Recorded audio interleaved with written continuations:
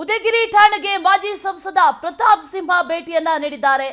ನಾಗರಿಕ ಸಮಾಜವೇ ತಲೆ ತಗ್ಗಿಸುವಂತಹ ಘಟನೆ ನಡೆದಿದೆ ಅಂತ ಹೇಳಿದ್ದಾರೆ. ಉದಯಗಿರಿ ಠಾಣೆಗೆ ಈಗ ಪ್ರತಾಪ್ ಸಿಂಹ ಭೇಟಿ ಕೊಟ್ಟಿದ್ದಾರೆ, ಜೊತೆಗೆ ಮಾತಾಡಿದ್ದಾರೆ. ಪೊಲೀಸರನ್ನೇ ಗುರಿಯಾಗಿಸಿ ಯಾವಾಗಲೂ ಕೂಡ ದಾಳಿ ಆಗುತ್ತೆ. ಟಿಪ್ಪು ಸಂತತಿಯವರು ಮಾಡಿರುವಂತಹ ಗಲಾಟೆ ಇದು ಸಿದ್ದರಾಮಯ್ಯ ಆಡಳಿತ ಹೇಗಿದೆ ಅನ್ನೋದಕ್ಕೆ ಸಾಕ್ಷಿ ಇದು ಅಂದಿದ್ದಾರೆ. ಇದು ಕನ್ನಡಿಗರ ಸರ್ಕಾರ ಅಲ್ಲ, ತಾಲಿಬಾನಿ ಸರ್ಕಾರ. ಕೇಜ್ರಿವಾಲ್ ಸೋತ್ರೆ ಉದಯಗಿರಿ ಮುಸ್ಲಿಮರಿಗೆ ಕೋಪ ಯಾಕೆ ಅಂತ ಪ್ರಶ್ನೆ ಮಾಡಿದ್ದಾರೆ ಪ್ರತಾಪ್ ಸಿಂಹ. ಕೊಲ್ ಹೊಡೆಯೋದು ಮುಸ್ಲಿಂ ಧರ್ಮದಲ್ಲೇ ಇದೆ, ಆ ಕೆಲಸ ಅವರು ಮಾಡಿದ್ದಾರೆ ಅಷ್ಟೇ ಅಂತ ಆಕ್ರೋಶವನ್ನ ವ್ಯಕ್ತಪಡಿಸಿದ. ಪ್ರತಿ ಬಾರಿಯೂ ಕೂಡ ಪೊಲೀಸರನ್ನೇ ಗುರಿಯಾಗಿಸಿಕೊಂಡು ಪೊಲೀಸರನ್ನೇ ಟಾರ್ಗೆಟ್ ಮಾಡಿಕೊಂಡು ಇಂತಹ ಕೃತ್ಯಗಳು ಆಗ್ತಾ ಇರೋದು ಯಾಕೆ ಅನ್ನುವಂಥ ಪ್ರಶ್ನೆಯನ್ನ ಈಗ ಪ್ರತಾಪ್ ಸಿಂಹ ಮಾಡಿರೋದು. ಉದಯಗಿರಿ ಠಾಣೆಗೆ ಭೇಟಿಯನ್ನ ಕೊಟ್ಟಿದ್ದಾರೆ. ಪ್ರತಾಪ್ ಸಿಂಹ ಭೇಟಿಯನ್ನ ಕೊಟ್ಟು ಮಾತಾಡಿದ್ದಾರೆ. ಒಂದು ಈ ನಡೆದಿರುವಂಥ ಘಟನೆ ಏನಿದೆ ಅದು ಇಡೀ ನಾಗರಿಕ ಸಮಾಜ ತಲೆ ತಗ್ಗಿಸುವಂಥ ಘಟನೆ. ಪೊಲೀಸರನ್ನೇ ಗುರಿಯಾಗಿಸಿಕೊಂಡು ಪ್ರತಿ ಬಾರಿಯೂ ಕೂಡ ಇಂಥ ಘಟನೆಗಳು ನಡೀತಾನೇ ಇದೆ.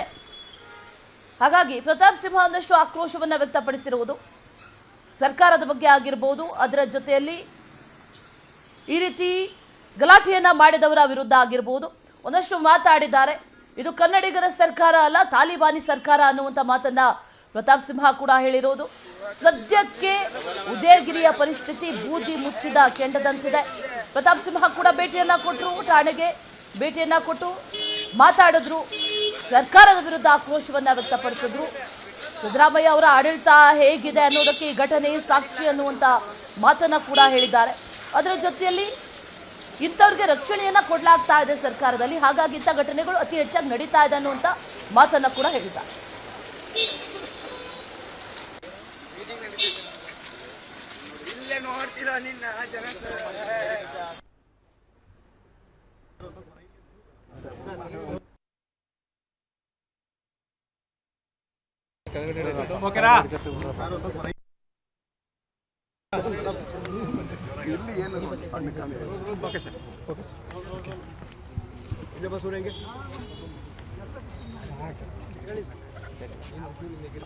ರಾಹುಲ್ ಗಾಂಧಿ, ಅಖಿಲೇಶ್ ಯಾದವ್ ಮತ್ತು ಅರವಿಂದ್ ಕೇಜ್ರಿವಾಲ್ ಅವರ 3 ಚಿತ್ರಗಳಿರುವಂತಹ ಒಂದು ಪೋಸ್ಟರ್ನ ಮಾಡಿ ಅದನ್ನು 3 ಇಡಿಯಟ್ಸ್ ಅಂತೇಳಿ ಹಾಕಿ ಯಾವುದೋ ವಾಟ್ಸಪ್ಪಲ್ಲಿ ಬಂದಂತಹ ಒಂದು ಪೋಸ್ಟನ್ನು ಇಟ್ಕೊಂಡು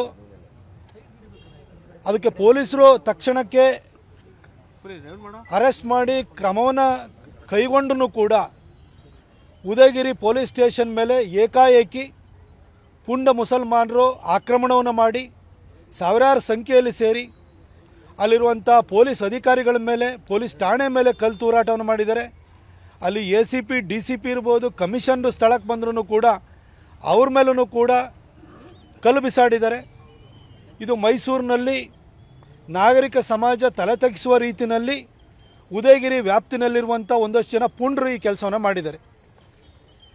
ಈ ಘಟನೆಯನ್ನು ನಾವು ಖಡಾಖಂಡಿತವಾಗಿ ಖಂಡಿಸ್ತೀವಿ. ಇದು ಕಳೆದ ಒಂದು 15 ವರ್ಷಗಳಿಂದಲೂ ಕೂಡ ಈ ಉದಯಗಿರಿ ಪೊಲೀಸ್ ಠಾಣೆ ವ್ಯಾಪ್ತಿನಲ್ಲಿ ಪೊಲೀಸರನ್ನೇ ಗುರಿಯಾಗಿಸಿಕೊಂಡು ದಾಳಿ ಮಾಡುವಂಥ ಕೃತ್ಯಗಳು ನಡೀತಾನೆ ಬರ್ತಾ ಇದ್ದಾವೆ. ಈ ಹಿಂದೆ AK ಸುರೇಶ್ ಅಂತೇಳಿ ಒಬ್ಬಳು ಪೊಲೀಸ್ ಅಧಿಕಾರಿಯ ಕುತ್ತಿಗೆಗೆ ಕೊಯ್ದಿರುವಂಥ ಒಂದು ಘಟನೆಯನ್ನು ಕೂಡ ಇಲ್ಲಿ ನಡೆದಿತ್ತು.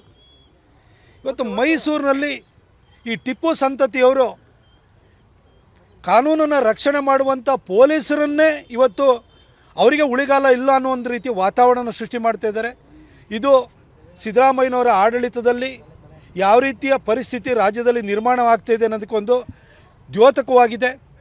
2023 ಚುನಾವಣೆ ಸಂದರ್ಭದಲ್ಲಿ ಹೇಳಿದ್ದು, ಒಂದು ವೇಳೆ ಕಾಂಗ್ರೆಸ್ಸಿಗೆ ಓಟ್ ಹಾಕಿದರೆ ಸ್ಥಾಪನೆ ಆಗುವಂಥದ್ದು ಕನ್ನಡಿಗರ ಸರ್ಕಾರ ಅಲ್ಲ, ತಾಲಿಬಾನಿ ಸರ್ಕಾರ ಅಂತೇಳಿ ಇವತ್ತು ಒಂದೊಂದು ಘಟನೆಗಳು ಕೂಡ ಈ ತಾಲಿಬಾನಿ ಸರ್ಕಾರ ಬಂದಿರೋದಂತ ತೋರಿಸ್ತಾ ಇದೆ.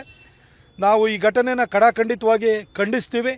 ಪೊಲೀಸ್ ಇಲಾಖೆಯೂ ಕೂಡ ಇನ್ನಾದ್ರೂ ಕೂಡ ನೀವು ಆಳುವ ಸರ್ಕಾರದ ಅಣತಿಯ ಮೇರೆಗೆ ನಡೆಯುವಂಥದ್ದನ್ನು ಬಿಟ್ಟು ನಿಮ್ಮ ಅಧಿಕಾರಿಗಳನ್ನು ರಕ್ಷಣೆ ಮಾಡ್ಕೊಳ್ಳೋದಕ್ಕೋಸ್ಕರನಾದ್ರೂ ಕೂಡ ನೀವು ಕಾರ್ಯಪ್ರವೃತ್ತರಾಗಬೇಕು ಅಂತ ಕೇಳ್ಕೊಳ್ತೀನಿ. ಈ ಹಿಂದೆ ಸಿದ್ದರಾಮಯ್ಯನವರು ಮುಖ್ಯಮಂತ್ರಿ ಆಗಿ